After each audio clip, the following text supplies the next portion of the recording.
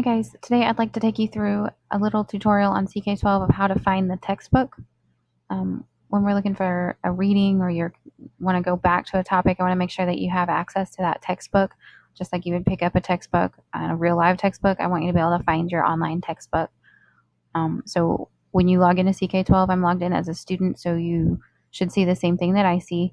You're going to go up to this top menu bar here, and you're going to find classes. Click on classes. Find the class that you're in. Both classes have some shared resources. I'm going to go through this chemistry one.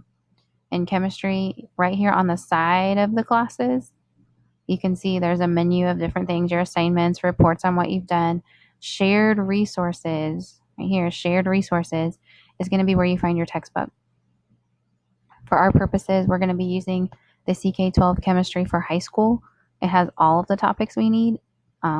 I have shared with you this chemistry concepts intermediate level. It's written at a little lower level, so if something's really confusing for you, you can go to that one and it breaks it down a little bit more. This matter and change is just an example that I was using in another class. So what we're going to do is we're going to go into the chemistry for high school, and this is just like a textbook. You scroll down, you have your table of contents, all of the different things, and some things we'll never get to in this class. For today, we're going to go into Chapter 2, Matter and Change, and we're going to go to Physical Properties. You can see there's other ways to learn. In this case, there's a video here. If we see the textbook here and we click the Start button, that takes us to the reading, to the actual textbook part. You can highlight text and you can save some pieces, but for our purposes, you're looking at, you're reading just like a textbook, subtitles, boldface words, lots of information. For the online textbook, though, there are videos that make the reading a little bit more interesting. These are videos that are curated by CK-12, not by me, so they are specific to what's written in the text. This summary is like the highest of highlight summaries. Like, it is always short. So I would highly encourage you to read the text, not just look at the summary. Also, be sure that you can answer these review questions. You don't have to write them down somewhere. Just be sure in your head. That's how you go back and check that you've read enough of the reading.